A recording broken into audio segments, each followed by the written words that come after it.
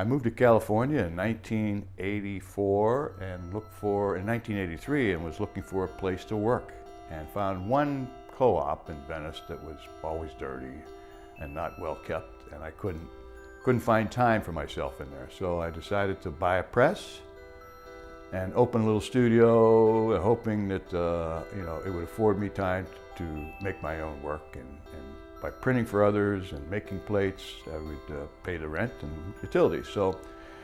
And when I opened it, I said I wanted to open a place that was a full facility printmaking, where artists could come and create new or have projects that were needed assisted with, collaborated with, and so we opened thinking that if I support my peers, or Josephine Press supported their peers, that they would support Josephine. And we've been in business for 34 years now.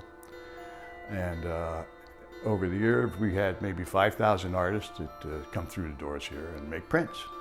Some in workshops, many just collaborating one-on-one. And then in 1989, I think it was, and I thought, well, why don't I open a gallery for printmakers, basically, again, to support printmaking.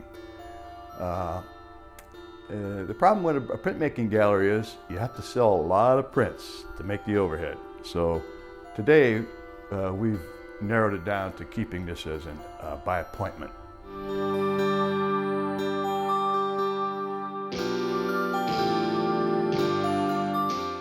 My inspiration for my work begins with, and it began about the same time I started a spiritual practice of meditating regularly, twice a day, and getting into a source that's nonverbal, these spaces that you get in. And so I use those a lot in my feelings and my inspiration, or even sometimes in my imagery. I like to work with the human figure, and I like to work with archetype symbols, going back from the beginning of the age of man, where a cross and a circle and a dot and a bone and a pistol or an arrow and a raven and a snake and so on and so forth. I try to use those to incorporate them into my images and try to bring out some spiritual connection to it. So many of the images, they're not actual people, aren't recognizable, because I want them to be a universal symbol and not somebody that's known has a face. So if I'm doing a face, I'll paint the face in a mask or distort it.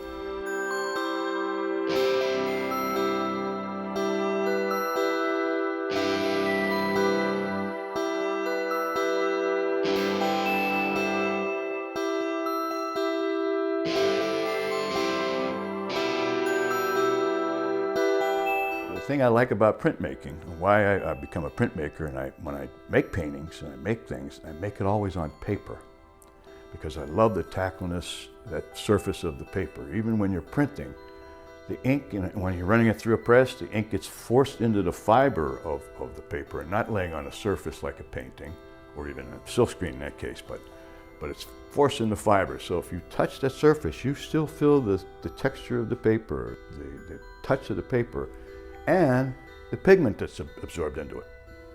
And then I like the fact that it's reversed. When you run something through a press, it's flipped. And when I was starting out as a printmaker, I said, oh, that's not how I draw, or that doesn't have my slant. And my instructors at the time, Glenn Brunken was my mentor, he said, that adds tension to your work. It wouldn't normally be there. And other people won't notice it, but they'll notice there's a little bit of tension because it has a little bit of off slant to that image. And so I accepted that, and I use it. And then I like the fact that you're not in total control. That's why I use my left hand a lot, even in the printing parts of the drawing, because as a printmaker, you have to be so controlled. When I'm doing a job with someone, I have to have it perfect. They're expecting it. Perfection, and in my own work, I want to get there, but I want to lose control.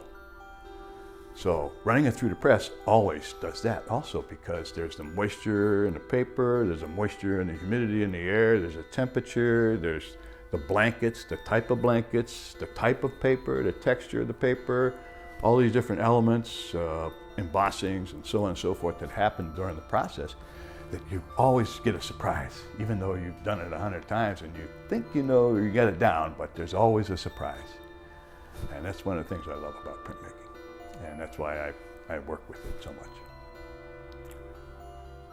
I'm working on this copper etching here. It's probably my third proof state. And it's one that's got me baffled at the moment here.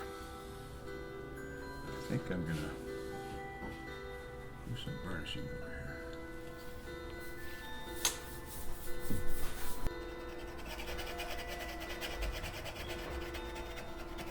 The other thing I like about printmaking is the time element. It's not immediate. And so as you're working an image and it's developing, your latent possibilities, latent underlying emotional, psychological feelings come out during this process. And it's hard to talk and make good marks at the same time. So we're just burnishing down all the tops, just like a sandpaper textured surface here, making that lighter. So as you're working an image in a plate, the image has a chance to change drastically. That's the way I work anyway.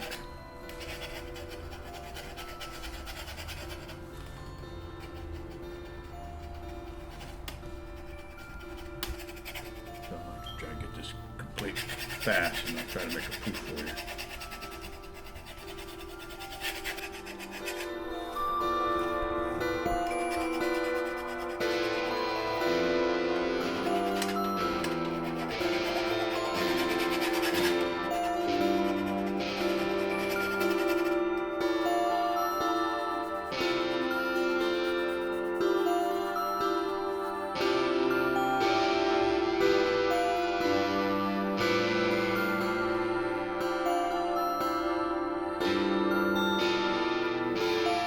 I try to reach the essence of not of what you see, but what you feel through the piece.